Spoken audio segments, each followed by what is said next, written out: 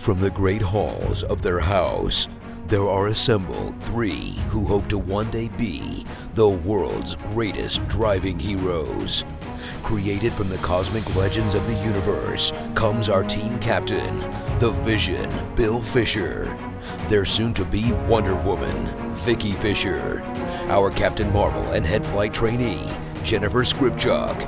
And our Batman, the master of tools, gadgets, and all things mechanical, our mild-mannered soon-to-be billionaire, Alan Danvers.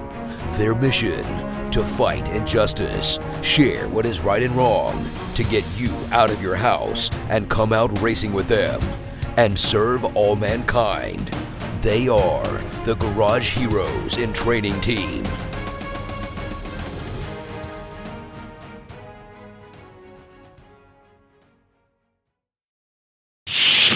Captain's Log Supplemental.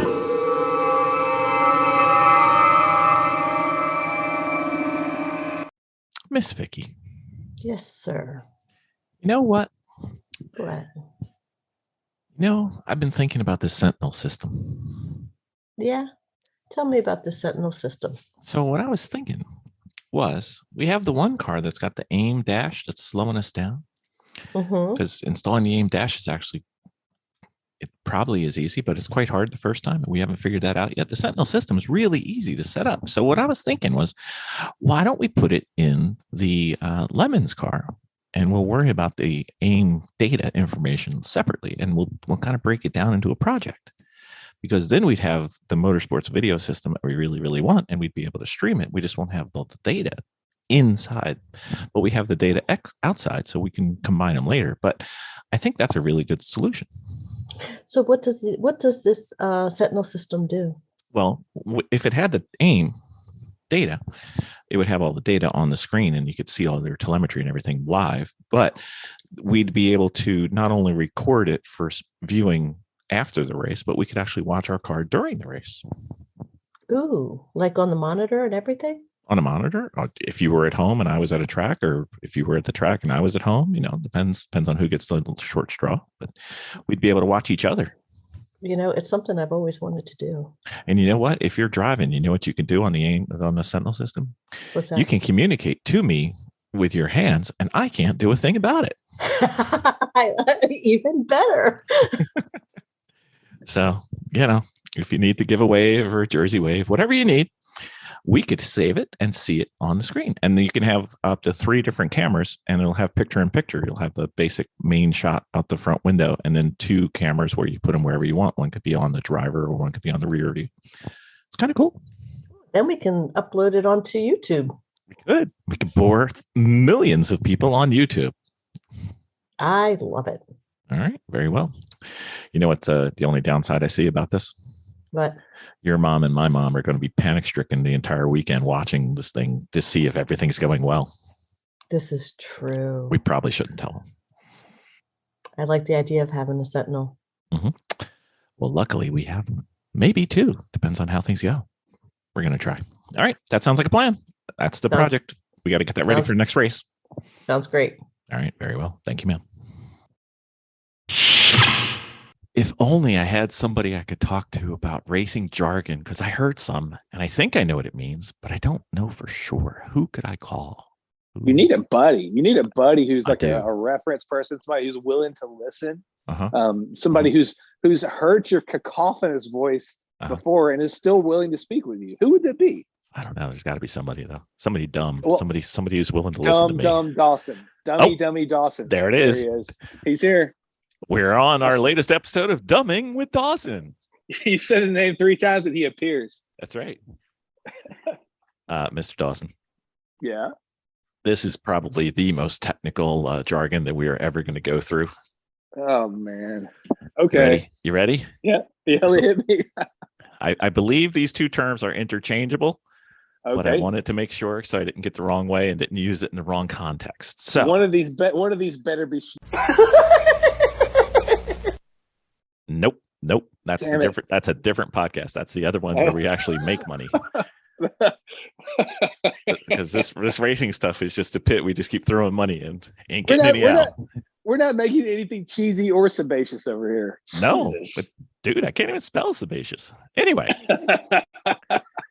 that's a type of plant for those playing the home game. No, it's not.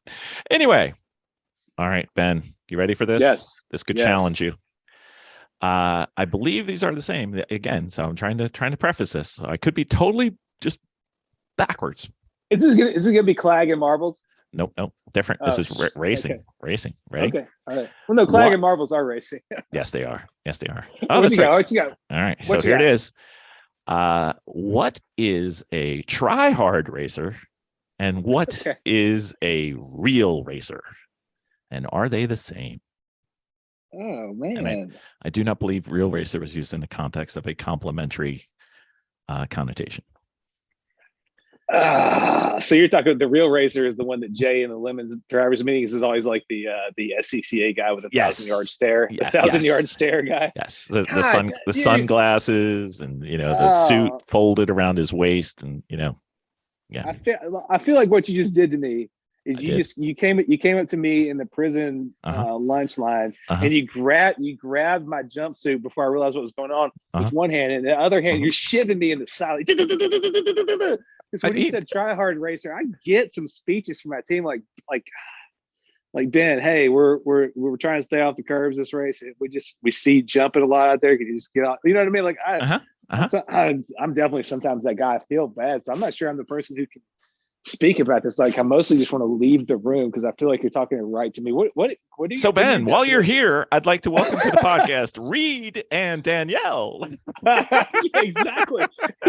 Like this is your life, Ben.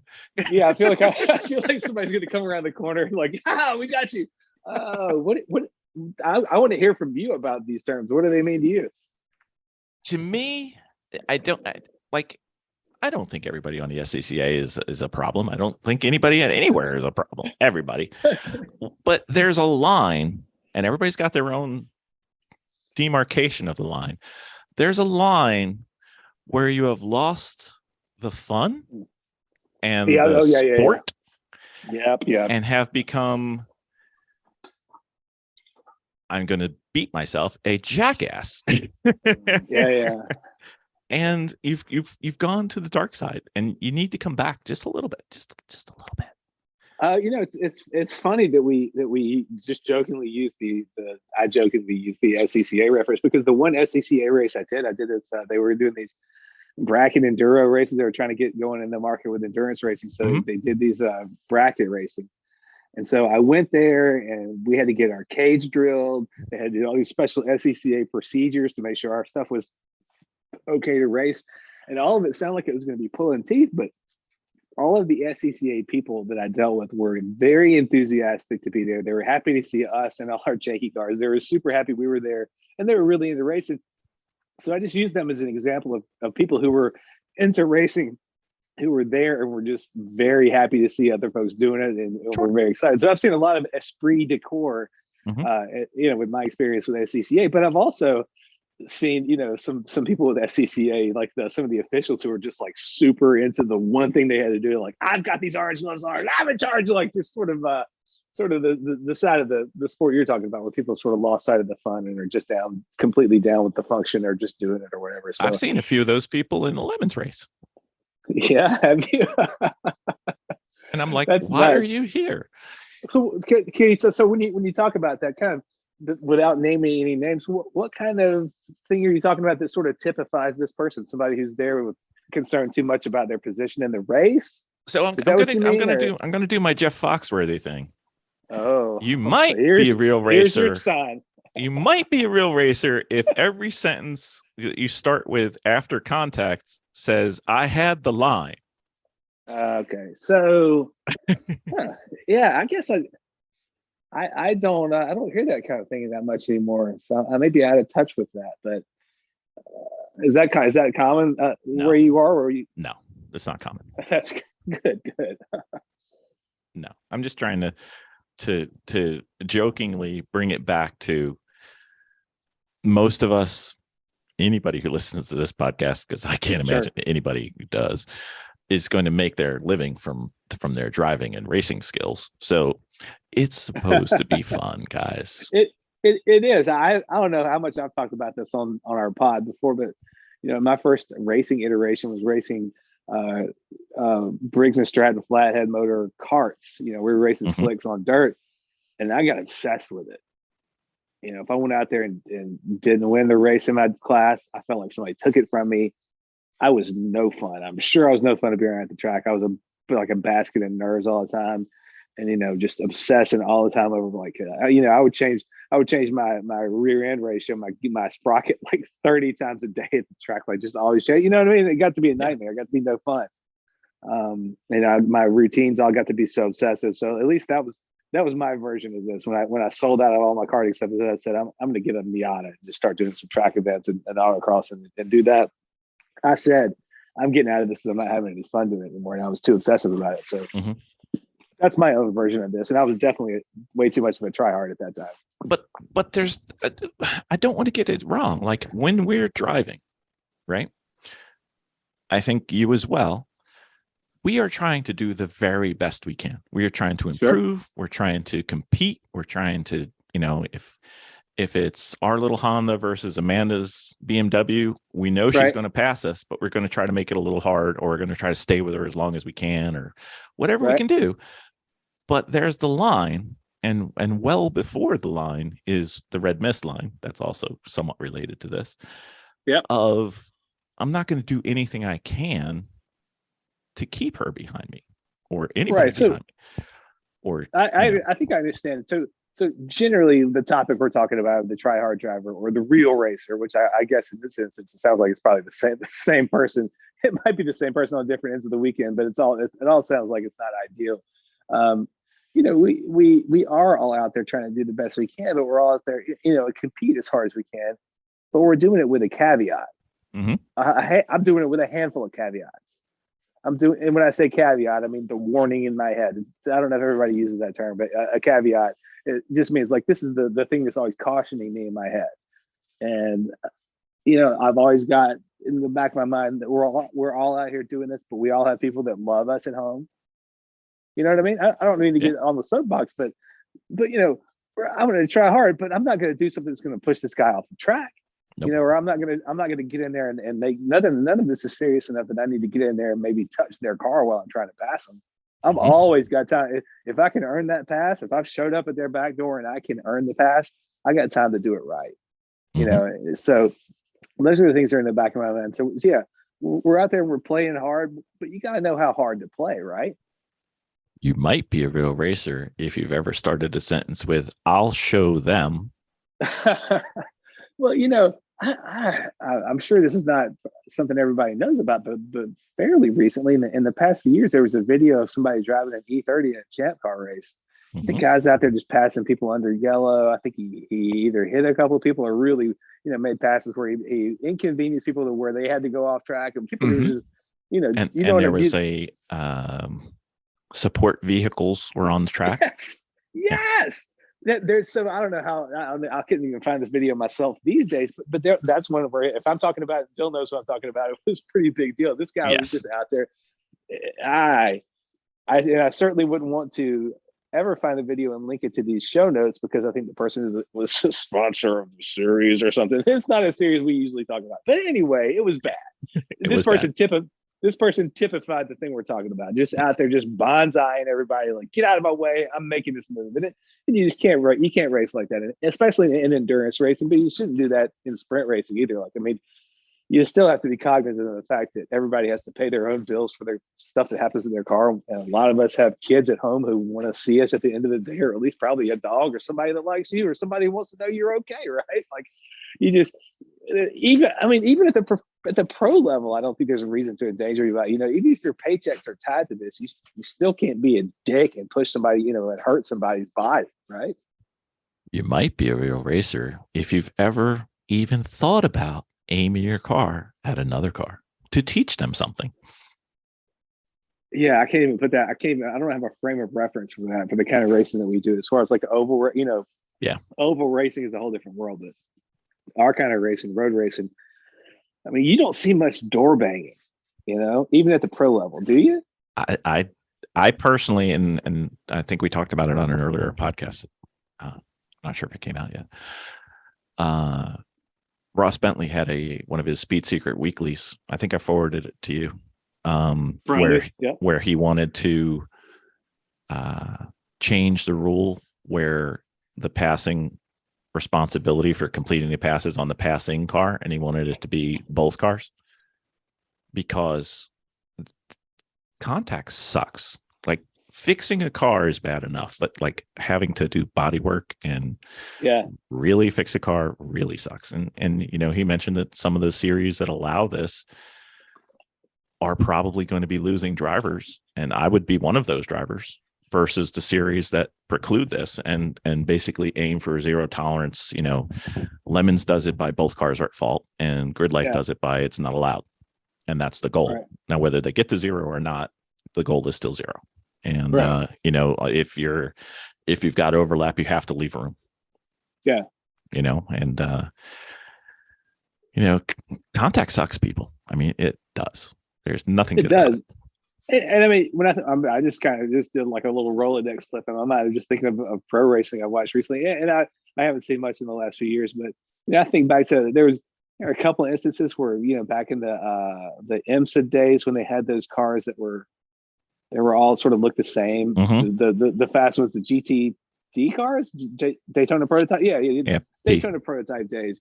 When they all kind of looked sort of the same, like weird alien shapes. But I remember there was one where like the Ruby Tuesday car was at Daytona, like, and they ended up kind of they sort of got sucked together, and one guy's door got stuck open. I mean, none of that was safe, but it made for good TV, but it screwed up both those guys' races and it messed their car. Not like those guys had to pay for the car or anything like that. And I remember another one at Laguna Seca where it was like the last lap, and it was GT1 cars, whatever that was at the time. It was an American Le Mans series race, and it was like Jorg Bergmeister and Jan Magnussen, like maybe Corvette and Porsche. I think it's Corvette and Porsche, and they came off the last turn, and one of them swept right across the track and just slammed into the other one. It was like, whoa, what is that guy doing? I mean, it's not the norm.